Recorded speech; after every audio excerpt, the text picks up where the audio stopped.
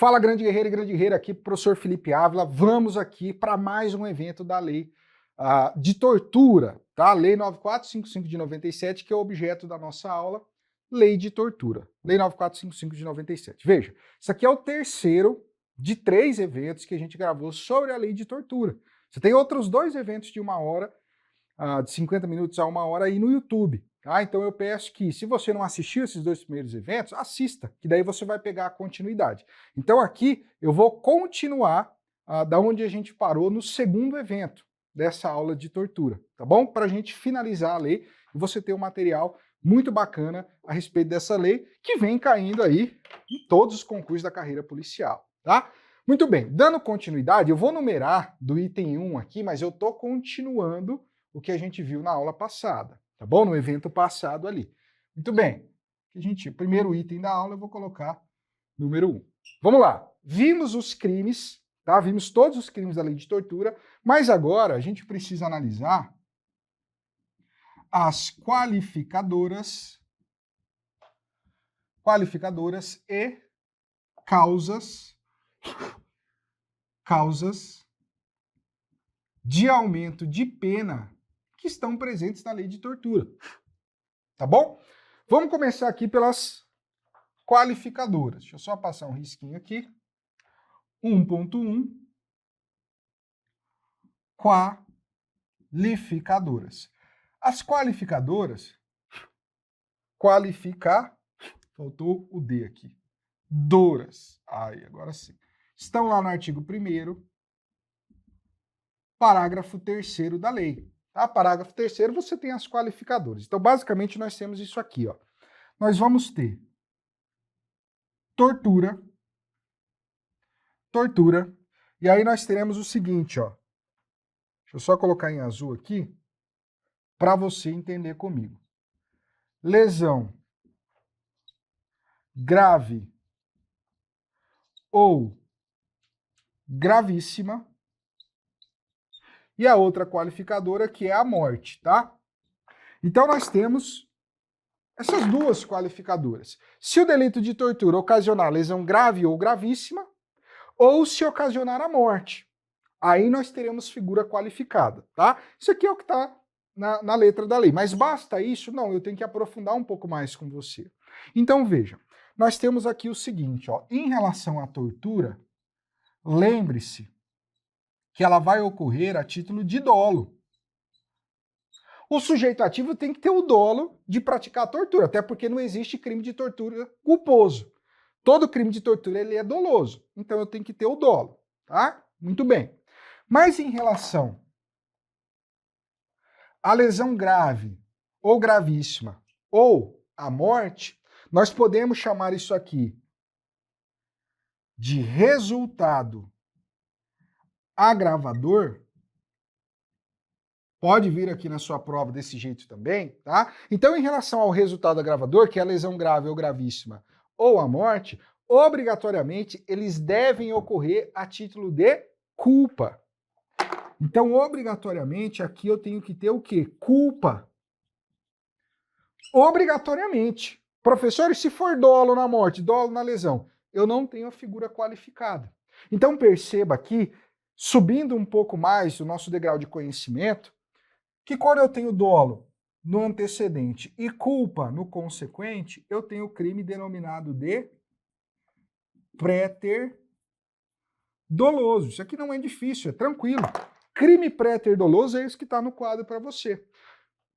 Crime préter doloso é quando eu tenho dolo no antecedente e culpa no consequente, culpa no que vem depois, culpa no resultado agravador. Quando eu tenho essa combinação, eu estou diante de um crime préter doloso. Esse prefixo préter significa além de, tá? Além do dolo. Além do dolo, eu tenho a culpa. Então, quando eu tenho dolo no antecedente e culpa no consequente, eu tenho um crime préter doloso, tá? Beleza, professor? Então, deixa eu ver se eu entendi. Quer dizer, então, que o sujeito tem o dolo de torturar, tá? Só que ele não tem o dolo na lesão grave ou gravíssima, não tem o dolo na morte. Ele não quer e nem assume o risco de produzir o resultado agravador. Ele não quer, não tem dolo direto, e não assume o risco de produzir. Também não tem dolo eventual no resultado agravador. Verdade. Só que esse resultado, esse é o pulo do gato, acaba ocorrendo por imprudência, negligência ou imperícia dele. Ou seja, acaba ocorrendo a título de culpa. Ele quer torturar. O dolo dele é na tortura. Ele não quer o resultado agravador. Só que esse resultado agravador acaba ocorrendo a título de culpa. Aí eu tenho a figura qualificada do artigo 1º, parágrafo 3º. Tá? Esse é o primeiro raciocínio que você tem que levar. Grave isso para a sua prova. Agora eu vou ir um pouquinho além, porque tem um outro raciocínio que está grudado aqui, tá? Que é o seguinte. Se nós tivermos uma situação na qual o agente ele quer a morte, por exemplo, vamos pegar a morte aqui, ele tem o dolo de matar, e ele utiliza a tortura como instrumento para se chegar ao resultado morte, eu não vou ter nem crime da lei de tortura e eu não vou ter essa figura qualificada aqui também. Tá? Então veja só, se o sujeito ele tem um dolo de matar, ele quer a morte, ou seja, a morte não vai ocorrer a título de culpa, não. Então já não pode essa qualificador, porque a qualificador tem que ser a título de culpa. Tá? Ele quer a morte. E ele vai utilizar a tortura como instrumento para se chegar a esse resultado morte. Então ele vai ficar torturando o sujeito ali até matar. Ele quer matar o sujeito. Como que ele vai matar? Torturando. Quando a tortura é apenas um instrumento para se chegar ao dolo dele, que é um resultado morte, ele vai responder por qual crime? Nessa segunda situação, ele vai responder por homicídio qualificado pela tortura. Artigo 121, parágrafo 2º, inciso 3 do nosso Código Penal. Homicídio qualificado pela tortura. Não vai ter crime da Lei 9455 de 97, tá? Muito bem. Para clarear isso aqui para você, eu vou te dar um exemplo de um filme que eu assisti um tempo atrás, que chama O Albergue. Você deve ter aí para você assistir, se você procurar na internet. O que era esse filme? Esse filme, O Albergue, você tinha ali alguns jovens, né, uns 3 jovens ali, que eram americanos. Eles queriam viajar de férias para um lugar bacana, onde tinha umas mulheres bonitas e que fosse barato, né? Beleza. Aí eles foram lá numa agência de turismo qualquer, aí o cara da agência falou o seguinte, olha, eu vou falar um negócio aqui para vocês. Hoje, um lugar barato, onde tem muita mulher bonita, eu nem lembro qual era o país, mas tipo Lituânia, algum país escandinavo ali, tá? Eu não lembro qual que era no filme. Tipo Lituânia, lá que tá bombando, lá é barato, lá tem muita mulher bonita, muita diversão e tudo mais. Aí eles falaram, pô, então vamos para Lituânia. E ó, compraram pacote nessa agência de viagens e foram para Lituânia. Chegou lá, realmente quando eles foram sair, eles já foram num barzinho lá e as mulheres começaram a, pô, quero falar com você, quero ficar com vocês e tal, aqui na mesa de vocês. E eles falaram, pô, acertamos o lugar. As mulheres aqui estão, né, muito receptivas, tá sendo tudo maravilhoso. Beleza. Aí eles começaram a beber nesse bar, de repente, eles apagaram, tá? As mulheres colocaram ali alguma droga na bebida deles, eles apagaram. Quando eles acordaram cada um numa sala diferente, amarrado numa cadeira, com a mordaça para não sair muito som da gritaria deles, e tinha na frente deles uma pessoa com uma máscara, né, com avental de açougueiro e vários instrumentos ali de tortura. Você tinha serrote, você tinha alicate, você tinha furadeira, você tinha um monte de coisa. E aí o que acontecia? Essa pessoa que estava mascarada colocava uma música clássica lá no filme, e aí pegava um martelo, ia lá e pá, martelava o joelho dele. Pegava uma furadeira, furava o pé dele. Pegava um serrote, cortava o dedo dele. Ou seja, ficava torturando a pessoa até a morte. No final do filme, você descobrir, já estou contando o final, né? Mas o filme é ruim, então vocês não vão perder nada. Brincadeira, acho que o filme era bom. Mas enfim, para você entender, no final do filme, você descobria que na verdade, aquela agência de turismo era uma organização criminosa que recrutava pessoas de países. Você tinha uma tabela de preços ali para torturar alguém até a morte. Então, assim, era dividido por nacionalidade. O mais alto era o americano, mais caro. Torturar americano, tipo, $100 mil. Torturar um mexicano, $50 mil. Um brasileiro, $25 mil. Você tinha pessoas que pagavam para poder ter a disponibilidade de torturar outras pessoas de outras nacionalidades até a morte, tá? Então era isso que acontecia. Um deles consegue se livrar e tal, no final do filme, enfim. Nessa situação, voltando aqui, se acontecesse no Brasil, o que nós teríamos? Tortura qualificada pela morte ou homicídio qualificado pela tortura? homicídio qualificado pela tortura. Artigo 121, parágrafo 2º, inciso 3. Porque nessa situação, a tortura era só um instrumento para se chegar ao resultado morte. O sujeito queria matar, mas de que forma ele queria matar? Mediante tortura, dolo de matar, utilizando a tortura como instrumento, tá? Falei tudo isso para que você não confunda na hora da prova, tá bom? Isso aqui é importantíssimo de você visualizar. Muito bem. Bom, você tem até outro ponto aqui, mas seria mais aprofundado para a carreira jurídica, tá? Então a gente para por aqui. Veja, você tem aqui ainda uma outra observação, só para você ficar ligado, que a lesão leve, ela é absorvida. Lembre-se disso, tá?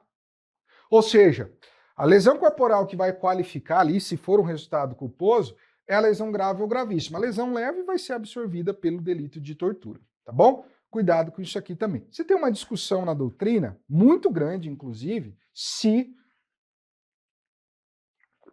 essas qualificadoras se aplicam a todos os delitos da lei. Alguns vão entender que não se aplica ao delito por omissão. Outros vão entender que se aplica sim, que vão se aplicar a todos os delitos da lei. Outros vão entender que só se aplica a um dos deveres ali contidos no delito de omissão, além dos delitos de tortura praticados por ação. Você nem tem o que prevalece, tá?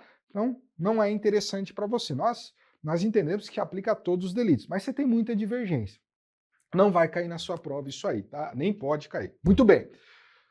Prosseguindo, então, 1.2, vamos falar agora das causas de aumento de pena, que estão previstas lá no artigo 1º, parágrafo 4º, tá? Artigo 1º, parágrafo 4º. Causa de aumento de pena ou majorante, sinônimo, tá? Veja, aqui nós temos o seguinte, ó. Quais são elas? Tortura cometida, primeira situação, tortura cometida por, vou colocar o por aqui para ficar mais claro, por, deixa eu melhorar esse R, senão você não vai entender, agente público. Por agente público, tá? Então a primeira situação, se a tortura for cometida por um agente público. Aqui nós temos o quê? Uma causa de aumento de pena, tá? Então o agente público, se ele for sujeito ativo, nós teremos aqui a incidência dessa causa de aumento. E quando eu falo em agente público, aonde está a definição, professor?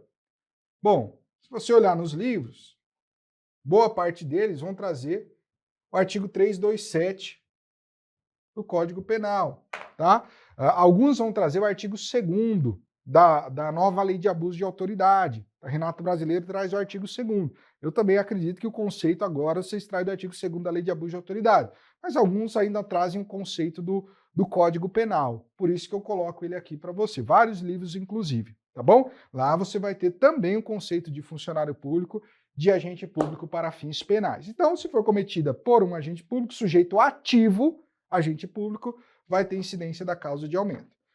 Além disso, se for cometida contra. Então, essa segunda situação, eu digo respeito ao sujeito passivo, a vítima, tortura cometida contra menor de idade, e quando eu falo menor de idade, é criança ou adolescente, tá? Criança ou adolescente. Menor de idade, contra gestante, contra portador de deficiência, opa, faltou um C aqui, portador de deficiência, ou se cometida contra maior de 60 anos. Segunda possibilidade de causa de aumento de pena, tortura cometida contra menor, né, criança ou adolescente, gestante, portador de deficiência ou contra maior de 60 anos. Vai ter uma causa de aumento de pena também. Claro, aqui o sujeito ativo ele vai ter que conhecer essa condição. Imagine que a mulher está grávida de 1 mês, não tem barriga, não tem nada, e o sujeito ativo não sabe que ela está gestante, vai lá e pratica a tortura. Não vai incidir a causa de aumento. Por quê? Porque essa condição dela estar gestante não ingressou no dolo do agente. Então ele tem que conhecer ali, tá bom? beleza? Mas geralmente as questões copia e cola o texto legal e coloca na sua prova. E a última causa de aumento é se cometida mediante sequestro. Aqui abrange também o cárcere privado, tá? Cometida mediante sequestro, abrangendo também o cárcere privado. Veja, aqui nós temos o seguinte, ó. Vai incidir essa causa de aumento de pena se o sujeito ativo, ele, para torturar, ele vai lá e sequestra alguém. Ou seja, o objetivo do sequestro tem que ser uma maior disponibilidade para torturar. Ele sequestra a vítima, leva para um lugar afastado, para que ele possa torturar ali sem que outras pessoas possam descobrir o delito. Tá? Ou seja, a vítima vai gritar e ninguém vai ouvir. Ele sequestra para ter uma maior facilidade na tortura. Aí nós vamos ter essa figura aqui. Tá? Você vai ter a causa de aumento de tortura, né, com a causa de aumento de pena ali de ser cometida mediante sequestro. Por que eu estou falando isso para você? Você não pode confundir. Tá? Eu estou falando isso porque lá no crime de sequestro você tem uma qualificadora. O artigo 148, parágrafo 2º.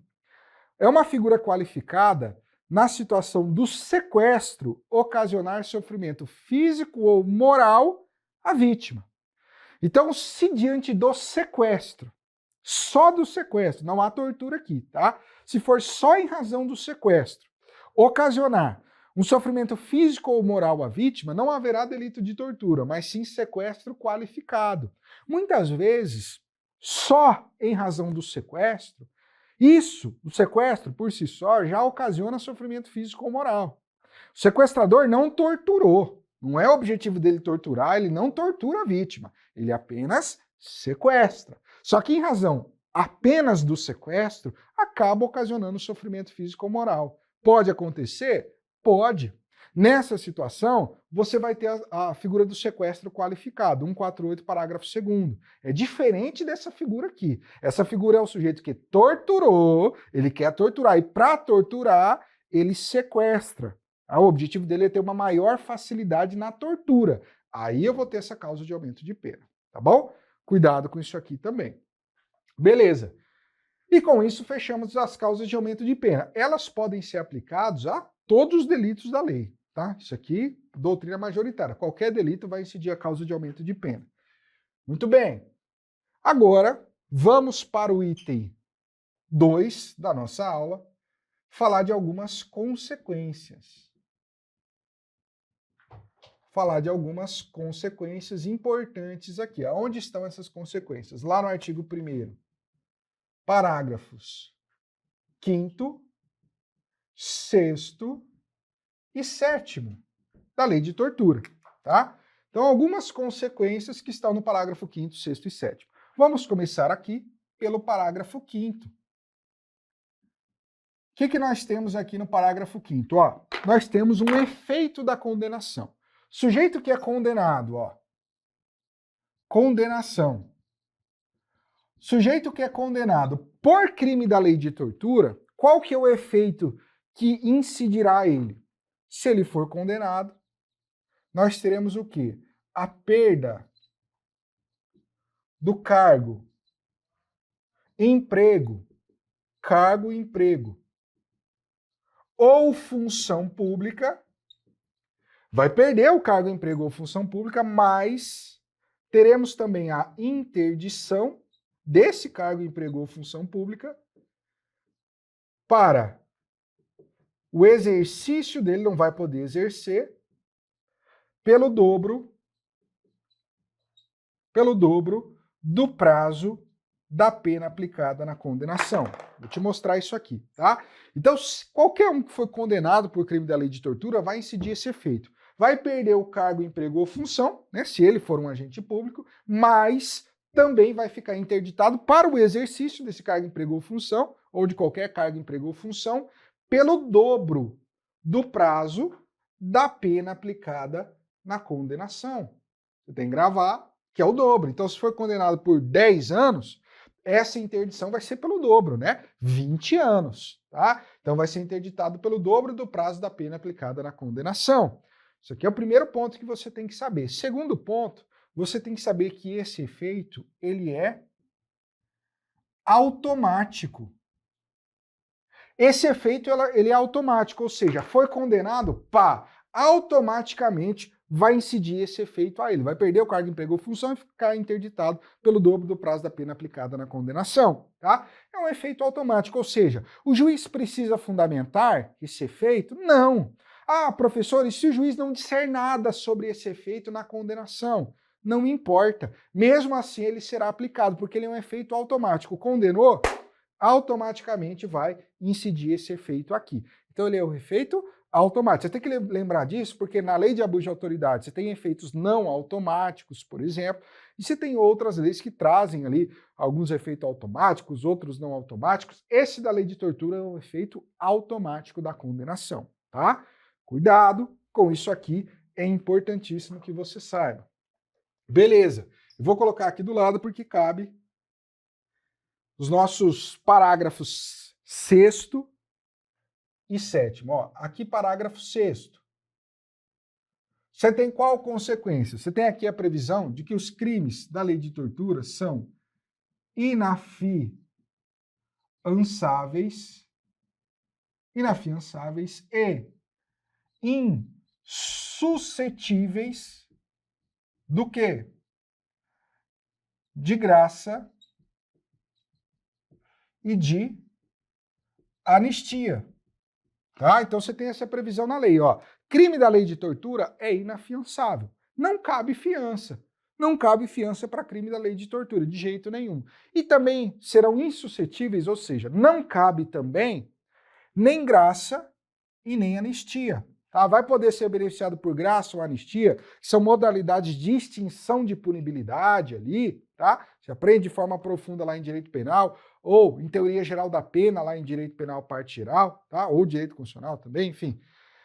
Mas não vai poder incidir aqui essas modalidades de extinção de punibilidade. Não pode graça e não pode anistia também. Veja, você tem um acréscimo lá da lei de crimes hediondos, que é o indulto.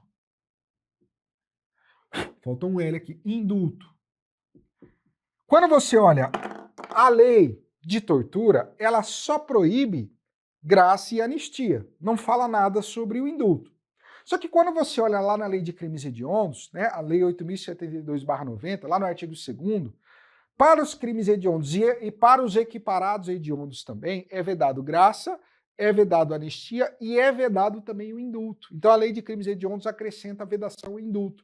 E a tortura, você sabe muito bem, é um crime equiparado a hediondo. E aí a doutrina começa a discutir. Veja, será que para a tortura também é vedado o indulto? Porque a lei de tortura não proibiu o indulto. Só que a lei de crimes hediondos proibiu. Proibiu graça, anistia e acrescentou a proibição ao indulto. O crime de tortura é equiparado ao hediondo, quando praticado por ação. Então, será que aqui também é vedado ao indulto? A maioria entende que sim. A maioria vai entender que, para condenados por crime da lei de tortura, tá? Veda-se também o indulto, veda-se graça, anistia e indulto, embora não esteja previsto expressamente no artigo 1º, parágrafo 6º, aqui da lei de tortura, tá? Mas como há essa vedação na lei de crimes hediondos, a maioria vai estender aqui também. Tem divergência, mas a maioria vai estender essa vedação também. Beleza? Cuidado com isso. Veja, professor, e a liberdade provisória?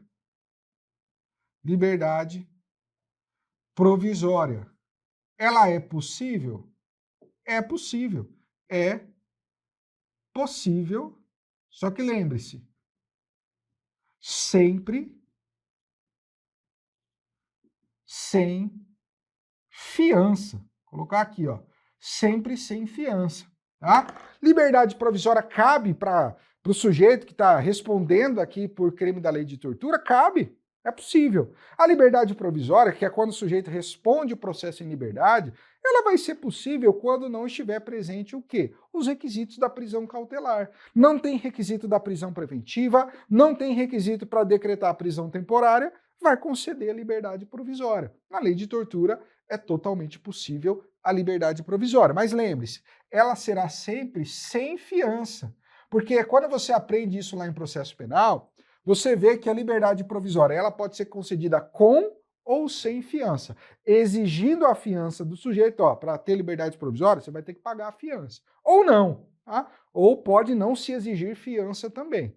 Só que, no caso da lei de tortura, você não tem essas duas possibilidades. Você tem crime inafiançável. Então não cabe fiança. Ou seja, até é possível a liberdade provisória, mas sempre sem fiança. Só uma das modalidades de liberdade provisória que é sem fiança, porque é um crime inafiançável. Top? Muito bem. Último parágrafo aqui, e é o mais problemático da lei, que é o artigo 1º, parágrafo 7º. O que o parágrafo 7º ele traz? Ele traz uma disposição que se aplica à tortura por ação. Tortura praticada por ação, ou seja, tortura comissiva. Tortura comissiva é aquela praticada por ação. Só se aplica a ela, que é o seguinte, é o regime inicial fechado. É isso que está na lei, tá? Então, se você olhar o artigo 1º, parágrafo 7º, está previsto o seguinte, olha, o condenado por crime de tortura, exceto o parágrafo 2º, é isso que está na lei, ou seja, exceto a tortura por omissão, vai iniciar a pena no regime fechado. Então, todos aqueles condenados por crime de tortura praticado por ação, porque a própria lei excepciona a omissão, praticado por ação, tem que iniciar o cumprimento da pena, regime inicial fechado. Segundo a letra da lei, não pode ser o semiaberto, não pode ser o aberto, tem que ser o fechado. É isso que está na lei, tá? Muito bem. Qual que é o problema aqui? Primeira coisa que você tem que saber é o que está na lei. Porque algumas questões de prova vão colocar uma casquinha de banana aqui, tá? Eles vão colocar o seguinte, olha, é certo que o condenado por crime de tortura, inclusive praticado por omissão, deve iniciar o cumprimento da pena em regime fechado? Não. Omissão não. A própria lei ressalva que isso não se aplica à omissão. Somente a tortura praticada por ação. Então você tem que conhecer o texto da lei. Esse é o primeiro ponto. Muito bem. Segundo ponto, você tem que conhecer a jurisprudência. Tá? Veja, lá na lei de crimes hediondos, você tem uma previsão muito parecida com essa aqui, tá? Idêntica. Lá no artigo 2º, parágrafo 1º da lei de crimes hediondos. Lá trata que os condenados por crime hediondo vão iniciar o cumprimento da pena no regime fechado. É a mesma coisa que está aqui. Lá na lei de crimes hediondos, o STF declarou essa previsão inconstitucional. Inconstitucional. Por quê? Qual que é o entendimento do STF? Veja, o STF entende o seguinte, olha, não cabe ao legislador, de antemão, fixar o regime inicial de cumprimento de pena. Essa não é função do legislador. Até porque nós podemos ter ali um crime hediondo sendo cometido de diversas formas. Eu posso ter um sujeito que já cometeu 10 crimes hediondos com resultado morte, e eu posso ter um sujeito que cometeu um crime hediondo sem resultado morte. Por exemplo, ele cometeu furto mediante emprego de explosivo. Um crime hediondo, ele é primário e não tem resultado morte nesse crime hediondo. Tá? Ou seja, nós temos várias possibilidades de cometimento ali dos crimes hediondos equiparados. Então eu não posso colocar todo mundo no mesmo balaio. Todo mundo que for condenado por crime hediondo tem que iniciar o cumprimento da pena em regime fechado. Não. Segundo o STF, isso fere o quê? O princípio da individualização da pena. Ou seja, é o juiz, e não o legislador, é o juiz que vai, analisando o caso concreto, fixar o regime inicial adequado. Pode ser que um condenado por crime hediondo, quando o juiz analisa a conduta dele, os antecedentes e tudo mais, ele conclua que o ideal é que ele inicie no semiaberto. Pode ser que outro condenado por crime hediondo, não, esse aqui tem que iniciar no regime fechado. Quem que vai ter condição de analisar isso caso a caso? O juiz. Então, para que não haja ali, tá, uma distorção ou um descumprimento do princípio da individualização da pena, não é o legislador que tem que falar qual que é o regime inicial, é o juiz na análise do caso concreto. Esse é o entendimento do STF. Por isso que lá na lei de crimes hediondos, ele declarou várias vezes já inconstitucional essa determinação que regime inicial de condenar por crime hediondo tem que ser obrigatoriamente o fechado. Tá? Declarou várias vezes inconstitucional o artigo 2º, parágrafo 1º da lei de crimes hediondos. Excelente, tá? Mas ainda está lá no texto da lei.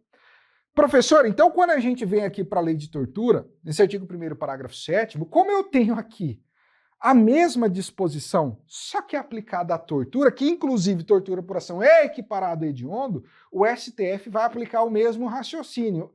É ou não é, professor? Pois é.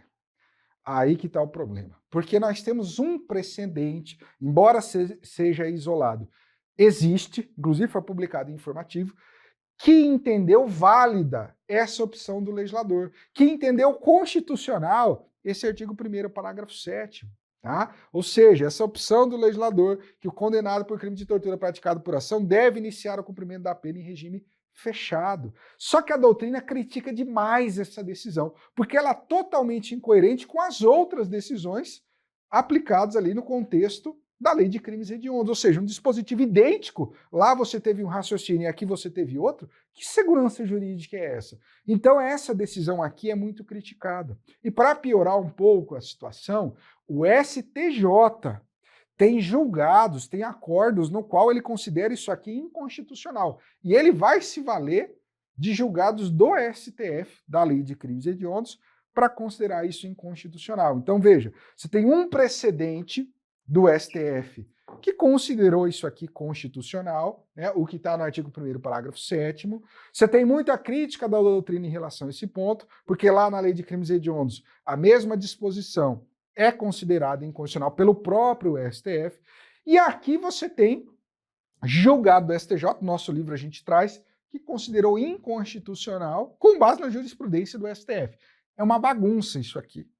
Qual que é o resumo da ópera? Eu tenho que te falar isso aqui, desculpa, mas eu tenho que te mostrar a controvérsia, porque vai cair na sua prova e aí você vai falar, pô, eu não sei qual que é a controvérsia que tem aqui. Então eu vou te falar, não foi eu que criei esse problema. Esse problema tem lá na jurisprudência. Veja, o que nós temos em conclusão, professor? O que eu faço na hora da prova? Que é isso que eu quero saber. O examinador, ele não deveria cobrar isso aqui na hora da prova, porque não tem o que falar o que é certo e o que é errado. Até porque você tem precedente para todo lado. Tá? Professor, e se ele cobrar segundo a lei 9455 de 97? Se for só segundo a lei de tortura, o que está no parágrafo 7º é válido. Ou seja, o condenado por crime de tortura praticado por ação deve iniciar o cumprimento da pena no regime fechado. Já teve questão que cobrou dessa forma, com base na lei 9455 de 97. Agora, se ele for cobrar com base na jurisprudência, não tem resposta correta. Até mesmo na do STF, embora tenha esse precedente, você tem vários outros que vão aplicar um raciocínio distinto lá na lei de crimes hediondos. Então não deveria cobrar numa fase objetiva, por exemplo. Tá? Mas veja, uma forma de cobrança que seria totalmente válida, eu até falei para você, e aqui o elogio, a Banca Selecom da Polícia Penal de Minas Gerais que cobrou dessa forma, é cobrar o seguinte, olha, o regime inicial fechado, previsto na lei de tortura, aplica-se a todas as modalidades de tortura. Errado, aí não tem o que discutir, só se aplica a tortura praticada por ação. Essa seria uma forma de cobrança possível desse texto, tá? Porque o próprio texto legal excepciona a omissão.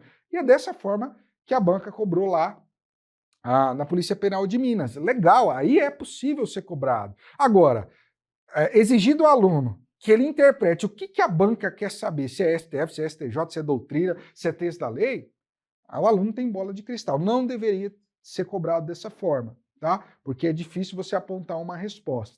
Legal? Então, se vier segundo a lei de tortura, você coloca o que está no parágrafo 7º. Mas o ideal seria que as bancas não cobrassem, que chove de recurso quando ela cobra dessa forma. A banca tem toda a lei de tortura para cobrar. De vez em quando ela vai e cobra o quê? Isso aqui. Isso aconteceu no DPEM, por exemplo. Tá bom? Beleza? Então, a controvérsia é exatamente essa aí. Beleza. Agora fechamos o item 2, agora vamos ao item 3. É 3? 3. É isso, 3. Beleza, agora o item 3, vamos para o artigo 2º. Penúltimo item aqui da nossa aula. Item 3, vamos falar do artigo 2º, que é a extraterritorialidade. Extraterritorialidade da lei de tortura, tá? Que caiu na Polícia Penal de Minas Gerais também. Isso aqui foi outra questão. Questão muito boa, inclusive, que envolvia um caso concreto e tudo mais. Banca Selecom, que geralmente é copia e cola, cobrou caso concreto, bem legal as questões que ela cobrou, tá? Muito bem, veja, pode cair para qualquer concurso da carreira policial. Nós temos o que? Extraterritorialidade. Está lá no artigo 2º. O que é extraterritorialidade? É o contrário de territorialidade, né? Territorialidade é você aplicar a lei penal no nosso território, né? No território nacional do Brasil. Extraterritorialidade, por sua vez, é a possibilidade de aplicação de uma lei pátria, no caso a lei de tortura, a crimes cometidos no estrangeiro, fora do nosso território nacional. O artigo 2º vai tratar sobre isso, possibilidade de aplicação da nossa lei de tortura a crimes cometidos no estrangeiro, fora do nosso território. Quando isso será possível? Em duas hipóteses, tá? É possível aplicar essa extraterritorialidade da lei de tortura se a vítima for brasileira. Se a vítima for brasileira, mesmo que seja ocorrida no estrangeiro, é possível aplicar a nossa lei penal, tá? A lei penal brasileira. Ou o agente, que é o sujeito ativo, tá? Tem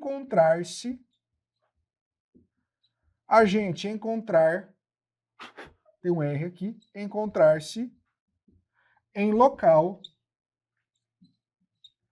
sob a jurisdição brasileira. Essa é outra possibilidade. Se o sujeito ativo, se o agente encontrar-se em local sob a jurisdição brasileira, é possível também aplicar a nossa lei de tortura a crime cometido no estrangeiro. É isso que você tem que memorizar. A última informação nesse ponto é que aqui nós temos uma hipótese de vou abreviar aqui, tá? Extraterritorialidade incondicionada. Você aprende lá na parte geral, em aplicação da pena em direito penal, que tem duas modalidades de extraterritorialidade, condicionada e incondicionada. Essa aqui do artigo 2º da lei de tortura, para a grande maioria, é uma hipótese de extraterritorialidade incondicionada. Não há qualquer condição para a fluência dela, né? Você tem divergência, alguns autores minoritários, mas a maioria traz isso aqui, ó. Inclusive o CESP já cobrou isso aqui em prova na prova 2018 de analista, mas pode cair na carreira policial também. Extraterritorialidade incondicionada, tá? Para a maioria. Embora haja alguma divergência. A CAPES, por exemplo, diverge, mas é minoritário nesse ponto. Beleza. Agora item 4, ó. Item 4, eu quero trazer para você algumas características finais aqui, tá? Algumas observações finais aqui. A gente tem alguns minutos que caem também sobre a lei de tortura e eu quero que você observe, tá bom? Bom, qual que é a primeira dessas características? Deixa eu colocar aqui, colocar em preto. 4.1. Deixa eu passar o risquinho aqui, né? 4.1. Bem jurídico e competência. Bem jurídico e competência. Veja, começando aqui com bem jurídico. Vai ficar fácil de você visualizar isso aqui. O que é bem jurídico? Bem jurídico é o valor fundamental que a norma buscou proteger ao criminalizar determinada conduta. Qual que foi o valor fundamental que a lei de tortura buscou proteger ao criminalizar atos de tortura? Foram dois, integridade física e psíquica. Então lembre-se, ó, integridade física e psíquica, tá? Até porque nós vimos que o crime de tortura praticado por ação pode causar o quê? Sofrimento físico ou mental. Por isso, nós temos dois bens jurídicos, integridade física ou psíquica, remetendo a sofrimento físico ou mental. Tá? Isso aqui já caiu em prova. Às vezes eles limitam só, o bem jurídico é apenas integridade física. Errado, física e psíquica. Mental também pode causar sofrimento mental, é ou não é? Sim, beleza. Bom, agora vamos falar de competência. Qual que será a justiça competente para processar e julgar? Competência. Um crime da lei de tortura. Bom, via de regra, será a Justiça Estadual. Via de regra, a Justiça Estadual é competente para processar e julgar um crime da lei de tortura, tá? Professor, mas é possível que a Justiça Federal seja competente em alguma situação para processar e julgar crime da lei de tortura? Sim, até é possível. Se nós tivermos principalmente uma hipótese ali do artigo 109, inciso 4 da Constituição. O que você tem lá? Se, nesse caso, ofender a bem, serviço ou interesse da União, suas autarquias ou empresas públicas. Bem, serviço ou interesse da União, das suas autarquias ou empresas públicas. Aqui você não tem sociedade de economia mista, tá? Empresa pública. Por exemplo, tortura cometida dentro de um órgão público federal. Você vai ter ali a atração de competência da Justiça Federal, dependendo do caso concreto, tá? Então é totalmente possível. Beleza. E nós temos uma outra possibilidade também, interessante. Eu vou colocar aqui do lado, ó, porque eu preciso de espaço, que é a Justiça Militar. E aqui eu coloco para você, Lei 13491 de 2017. Então, olha só. Nós temos aqui o seguinte: professor, é possível que a Justiça Militar seja competente por processar e julgar um crime da lei de tortura? Veja só. Se fosse no passado, antes dessa lei aqui, 13491 de 2017, a resposta seria não. Por que não? Veja, antes dessa lei, primeiro ponto, né, antes de falar desse recorte, Justiça Militar julga o quê? Justiça Militar julga crime militar. Justiça Militar julga crime militar. Perfeito. Antes dessa lei aqui, crime militar era apenas aquele contido no Código Penal Militar. Só. Se estivesse no Código Penal Militar, era crime militar. Se não estivesse, não seria considerado crime militar. Então, se eu tivesse um militar que cometesse um crime da Lei 9455 de 97, nós não teríamos um crime militar. Porque o crime não estava no Código Penal Militar, estava na Lei 9455 de 97. Veja, dessa forma, não sendo um crime militar, não poderia ser julgado de jeito nenhum pela Justiça Militar. Só que esse cenário mudou após essa lei aqui. Essa lei fez o quê? Veja, essa lei ampliou o conceito de crime militar, as hipóteses aí de crime militar. Hoje, crime militar continua sendo aquele previsto no Código Penal Militar, no CPM, continua. Mas você tem outras duas hipóteses. É possível um crime militar que ele seja considerado crime militar previsto no Código Penal comum ou em qualquer lei penal especial, desde que nessas duas últimas hipóteses sejam praticados na forma do artigo 9º, inciso 2 do Código Penal Militar. Esse artigo 9º, inciso 2, traz os crimes militares em tempos de paz. Resumindo a história para você, traz duas situações. Resumindo, tá? Basicamente, quando o militar pratica o crime em serviço ou no exercício da sua função. É isso que você tem, basicamente, no artigo 9º, inciso 2 do Código Penal Militar. Então, se você tem a junção disso tudo, você tem um crime militar. Vou te dar um exemplo. Imagine só que você tem um militar que está em serviço ou no exercício da função, enquadrando-se, então, na situação do artigo 9º, inciso 2 do Código Penal Militar, ok, e ele comete um crime previsto na lei de tortura, previsto em uma lei penal especial. Veja, nessa situação, como ele cometeu um crime previsto numa lei penal especial, poderia ser um crime no Código Penal comum também, tá? Na forma do artigo 9º, inciso 2, ou seja, em serviço ou no exercício da função, militar está em serviço ou no exercício da função, ele está cometendo um crime militar, após a Lei 13491 de 2017. Se ele comete um crime militar, ele é julgado por quem? Pela Justiça Militar. Então, hoje é possível que a Justiça Militar julgue crime da lei de tortura? Sim, desde que praticado na forma do artigo 9º, inciso 2 do Código Penal Militar. por um militar em serviço ou no exercício da função. Porque aqui nós temos o chamado conceito de crime militar por extensão ou por equiparação. Os doutrinadores descem a lenha nessa lei, né? Inclusive está sendo analisada a constitucionalidade dela. Mas por enquanto é constitucional, tá? Então nós temos essa possibilidade, portanto, agora, após 2017, da Justiça Militar processar e julgar um crime da lei de tortura. Interessantíssimo, tá? Interessantíssimo também. Aprofundado? Sim, mas pode cair, tá bom? Beleza, fechamos 4.1. 4.2, para você ficar fera nisso aqui, ó. Prescritibilidade.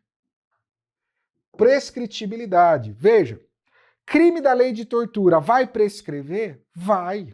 É prescritível. Vamos colocar aqui, ó. Colocar assim. Crime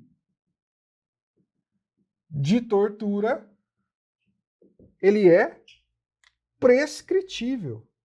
Ou seja, pode prescrever.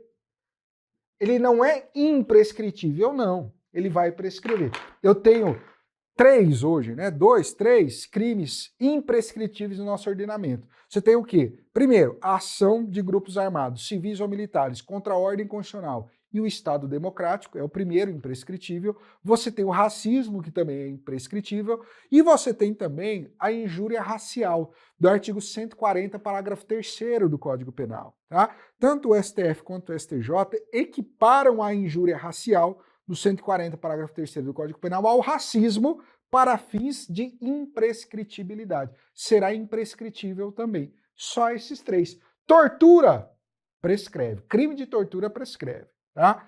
Só que cuidado, você não pode confundir com uma situação que eu vou colocar aqui para você que pode ser cobrado em direito constitucional, direitos e garantias fundamentais, que é o seguinte, ó. O que eu falei aqui em cima é diferente do que está em azul. Aqui em azul eu tenho o quê? Ação de reparação. Quando eu falo em ação de reparação, eu estou dizendo respeito ao âmbito civil.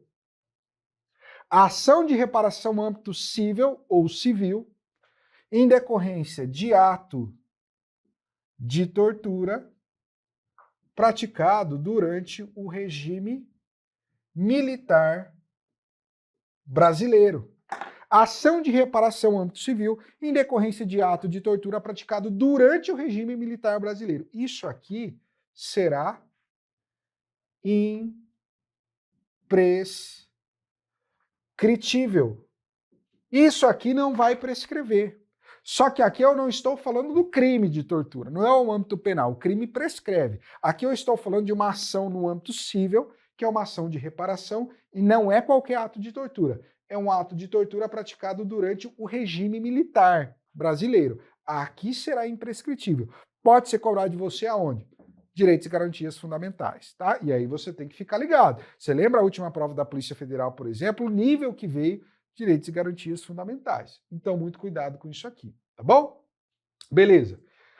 4.3. Eu vou colocar o 4.3, dá tempo da gente falar, ali do outro lado, para que a gente tenha um espacinho aqui, tá? 4.3 será a prova da tortura. Deixa eu colocar aqui. 4.3, prova da tortura. Isso cai em prova também. Então, olha só. 4.3, prova da tortura. Professor, como que eu vou provar um crime de tortura? Eu tenho que separar 2 situações aqui para você, tá bom? Olha só. Primeira situação. Você pode ter um crime de tortura que ele seja transeunte. O que é isso? O que é um crime transeunte? Crime transeunte é aquele que não deixa vestígio. Isso aqui está lá, é algo que se aprende lá em processo penal. Transeunte, ou seja, os princípios transitam, os vestígios. Os vestígios transitam, os vestígios não permanecem, ou seja, não deixa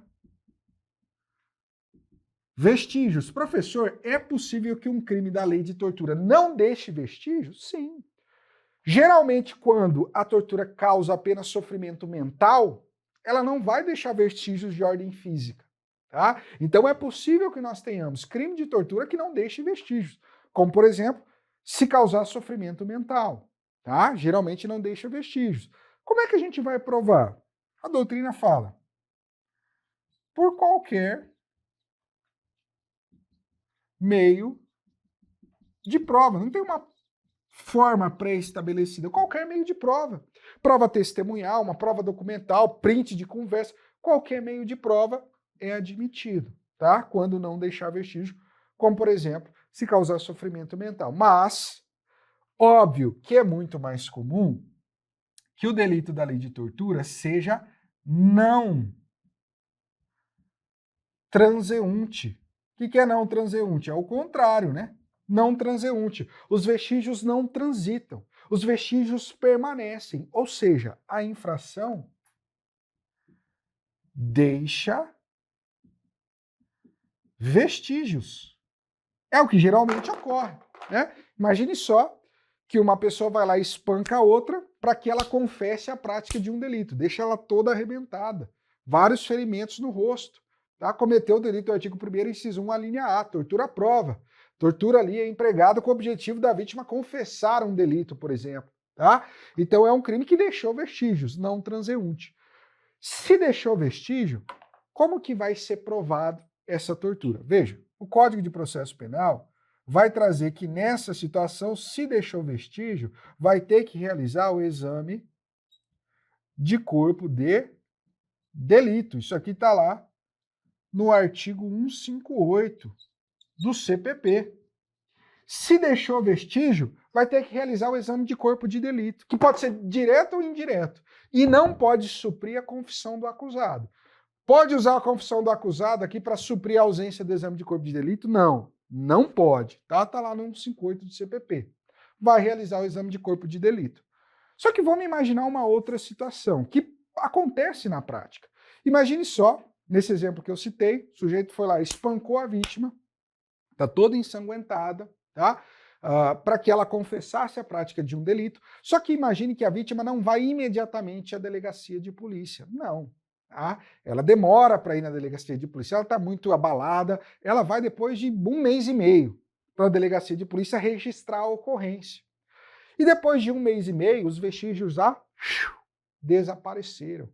Imagine que não tem vestígio nenhum mais. Isso é possível. Tá? Será que ela vai ficar impedida de registrar a ocorrência? Não. Ela pode, enquanto não houver prescrição ali, ela vai poder registrar a ocorrência. Mas e aí, professor? Como os vestígios desapareceram, como que vai provar? O Código de Processo Penal traz uma solução. Se os vestígios desaparecerem, e essa solução está lá no artigo 167 do CPP, se os vestígios desaparecerem, prova testemunhal poderá suprir a falta do exame de corpo de delito. Porque o exame de corpo de delito já não vai poder ser realizado, que sumiu, né? Os vestígios sumiram. Então, uma prova testemunhal, por exemplo, pode ser utilizada, tá? Nessa situação. Quando você olha as questões da lei de tortura, muitas vezes elas trazem o seguinte, já caiu na PC Bahia, no último concurso, por exemplo, trazem o seguinte, olha, é possível que a materialidade, que a existência de um delito de tortura seja comprovada por outros meios de prova, que não necessariamente o exame de corpo de delito. Correto, você tem julgados nesse sentido, tá? Então, mesmo que você não tenha o exame de corpo de delito, é possível provar a tortura por uma prova testemunhal, por exemplo, tá?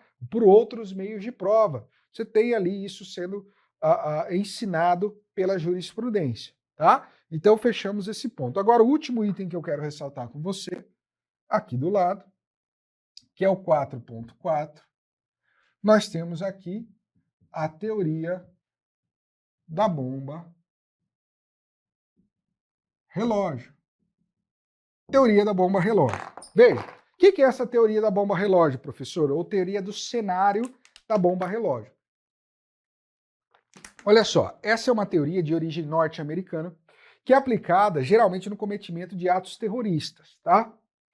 Nós aprendemos em direito constitucional que não existe direito absoluto. Isso você aprende lá em direito constitucional. Até mesmo o direito à vida comporta exceções legalmente admitidas, né? pena de morte em caso de guerra declarada, por exemplo.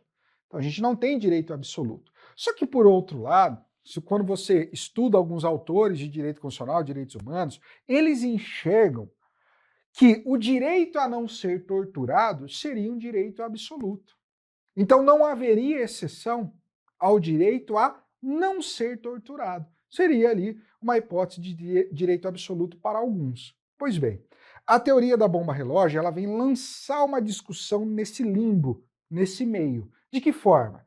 Veja, a teoria da bomba relógio ela vem trazer ou vem discorrer sobre a possibilidade do emprego de tortura em situações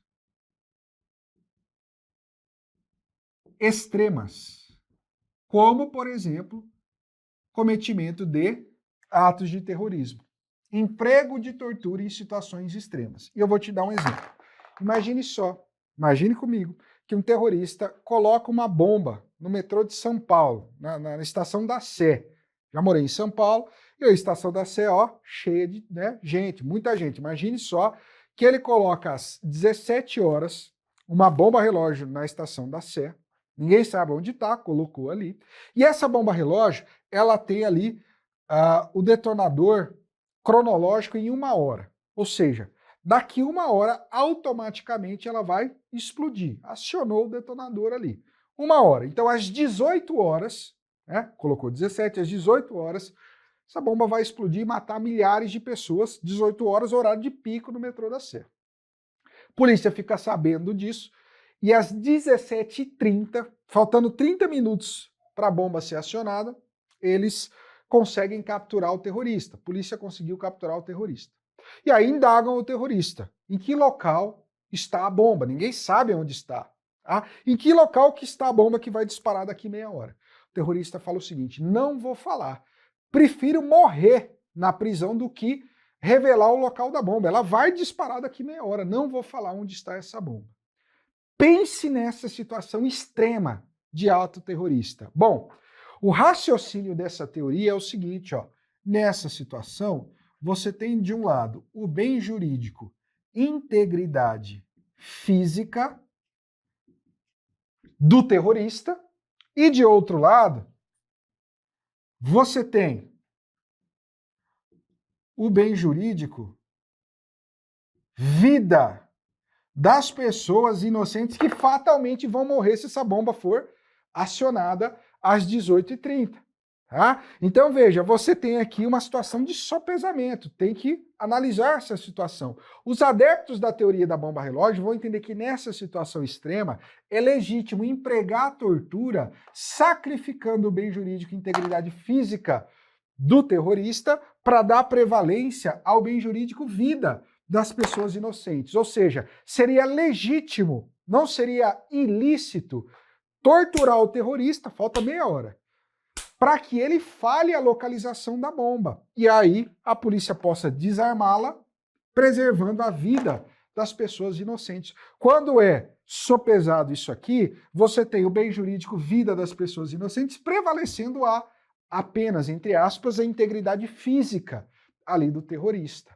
A teoria da bomba relógio, então, vai legitimar nessa situação, por exemplo, o emprego de tortura. Essa que é uma situação totalmente extrema, geralmente cometimento de ato terrorista. E é esse o raciocínio que eles vão utilizar para legitimar a tortura nessa situação excepcional. Esse é o conceito da teoria. Significa que é o que o seu professor adota? Não, pelo amor de Deus, eu só estou te falando o conceito, tá? O conceito é esse.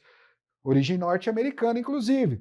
Claro, você tem boa parte dos doutrinadores que vão rechaçar totalmente isso aqui, de jeito nenhum. Mesmo no caso de situação extrema, de jeito nenhum seria possível o emprego da tortura. Não, isso seria uma regressão na tutela, na proteção dos direitos fundamentais que foram conseguidos a duras penas ao longo dos anos. Mesmo nessa situação não poderia. Seria institucionalizar a tortura por parte do Estado. De jeito nenhum pode se admitir essa teoria da bomba relógio. Alguns doutrinadores vão advogar, vários, dessa forma. E o que prevalece, professor? Nada. A gente não tem aqui uma análise do que prevalece ou não. Até porque isso aqui, graças a Deus, nunca precisou ser aplicado aqui, né, no nosso território nacional. Então, a sua banca não vai perguntar se isso prevalece ou não. Ela vai querer saber de você o conceito, que é o que eu te expliquei, e é bom você saber que vários doutrinadores não aceitam o emprego dessa teoria. É isso que você tem que saber, tá? Conceito, e que vários doutrinadores não vão aceitar ali o emprego dessa teoria. Fechado? Com isso terminamos aqui a nossa aula de tortura. Lembrando, esse aqui é o terceiro de 3 eventos, já tem outros 2. Então procure aí no YouTube, deve ter alguma indicação para você assistir os outros 2. E aí, nesses 3 eventos, a gente fecha de forma completa a nossa análise da lei de tortura, tá bom? Grande abraço e bons estudos.